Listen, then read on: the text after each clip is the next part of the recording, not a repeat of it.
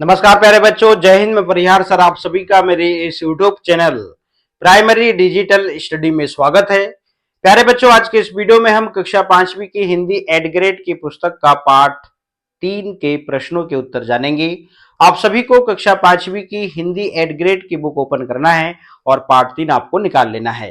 तो बिना देर के हुए हम वीडियो की शुरुआत करते हैं और हम प्रश्नों के उत्तर जानते हैं। तो जैसा कि आप स्क्रीन पर देख रहे हैं, ये पाठ 3 है और इस पाठ का नाम है पंडित ईश्वर चंद्र विद्यासागर। आइए हम प्रश्नों को कंप्लीट करते हैं।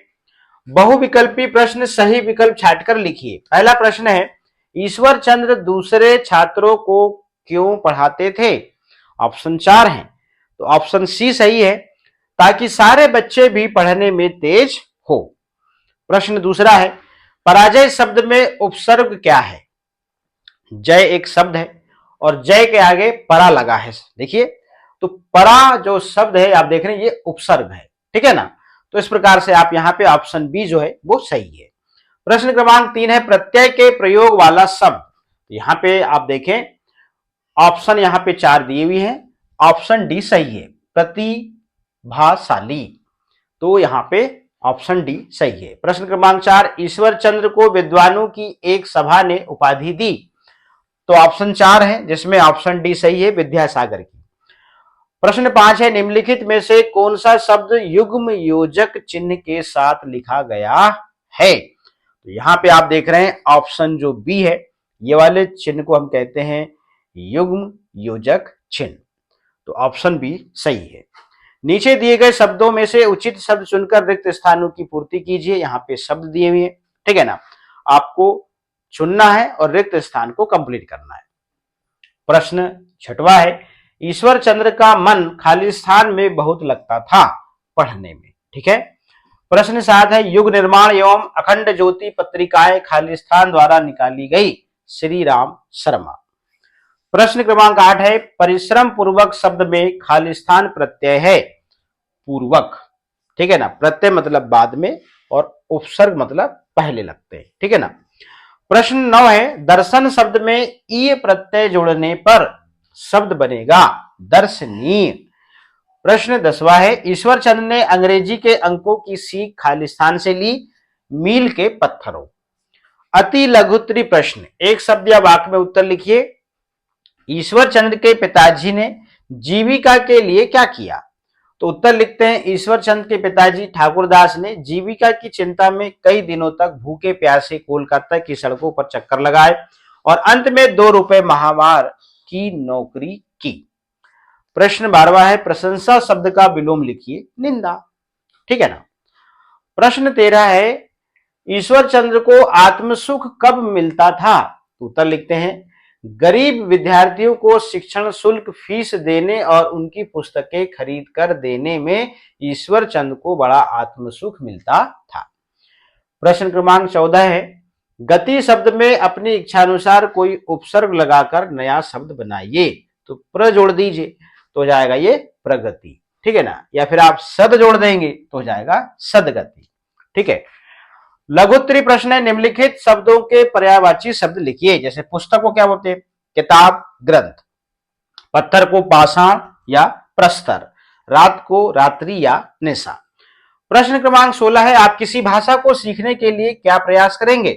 हम किसी नई भाषा को सीखने के लिए उस भाषा के अक्षरों शब्दों को ध्यान से पढ़ेंगे, बातचीत करने का अभ्यास करेंगे, शब्दकोश डिक्शनरी की सहायता लेंगे तथा उस भाषा की पुस्तकें और पत्र पत्रिकाएं पढ़ेंगे।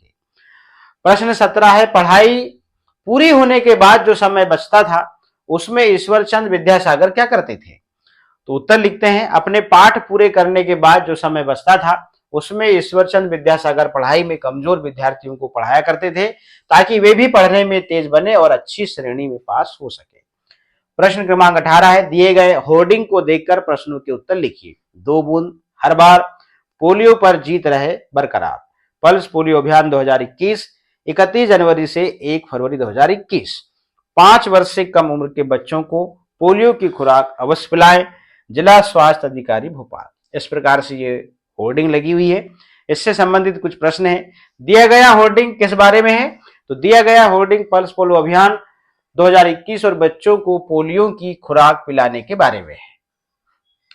ब नंबर का प्रश्न है, 2 बूंद हर बार पोलियो पर जीत रहे बरकरार पंक्ति के संदेश को स्पष्ट कीजिए। तो इस पंक्ति का संदेश है कि पोलियो से सुरक्षा बनाए रखने के लिए हर बार अभियान के समय बच्चों को पोलियो की 2 बूंद दवा अवश्य पिलानी चाहिए ताकि देश पोलियो मुक्त बना रहे। प्रश्न से है, पल्स पोलियो के अंतर्गत पोलियो की खुराक किस उम्र तक के बच्चों को पिलाई जाती है? तो 5 वर्ष से कम उम्र तक के बच्चों को। द नंबर है, होर्डिंग के अनुसार पोलियो की खुराक खालिस्तान तक पिलाई जाएगी 31 जनवरी से 1 फरवरी 2021।